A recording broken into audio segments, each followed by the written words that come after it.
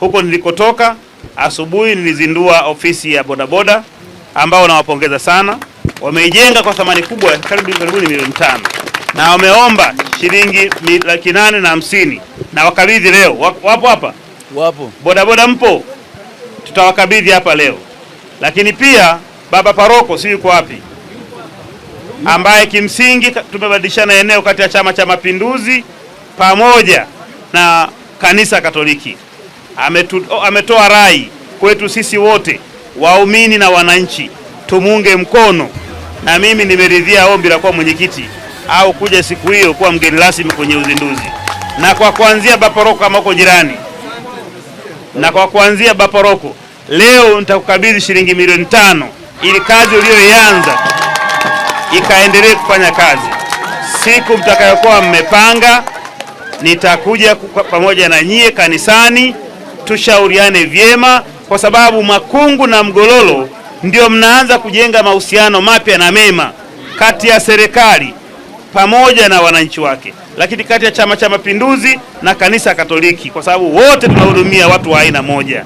Ndugu zanguni, kwa mvua hii niwashukuruni sana kwa kunisikiliza na kunivumilia na mvua hii nyingi. Mungu awabariki sana, asanteni sana. Bodaboda lenu hii hapa. Bodaboda. Haya, bodaboda naomba 8,500,000. Ila kwa kazi yao nzuri hapa milioni 1 kabisa. Ndio. Waambie na washukuru sana. Lakini waunde kikundi cha kiuchumi na mimi nitawasaidia. Tutawaunga mkono. Asante sana. Tumeanza zoezi la kujenga ofisi ya Chama cha Mapinduzi kwenye jimbo zima, ikiwa ni kuunga mkono maelekezo ya Chama cha Mapinduzi mkoa wa Iringa.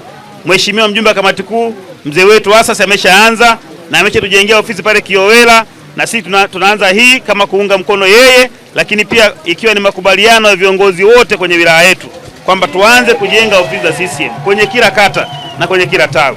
Tunaamini ninyi wanachama, viongozi, wadau na marafiki hatutashindwa kufanya jambo hilo. Chama chetu chama kikongwe, kimeweza kutawala kwa muda mrefu, lazima tukisitiri.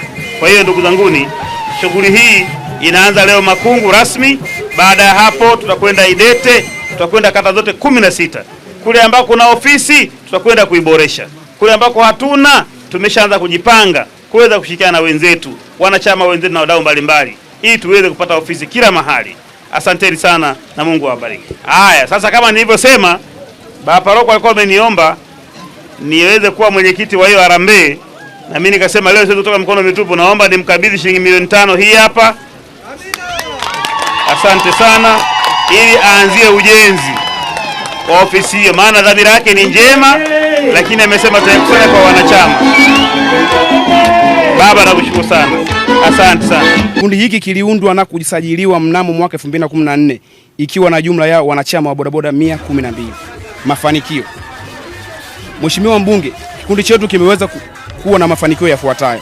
Namba 1, kikundi chetu kimefanikiwa kuwa na akaunti ya benki kwa ajili ya kuweka hisa na michango mbalimbali tunayochangishana kama wanachama. Na pia kikundi kimefanikiwa kujenga ofisi yake, imeweza kugharimu Tanzanian shilling milioni 5 na 500,000. Changamoto. Mheshimiwa Mbunge wetu ndugu David Kianzile, kikundi chetu kina changamoto moja tu ambayo kwa unyenyekevu mkubwa sana tunaomba msaada wako.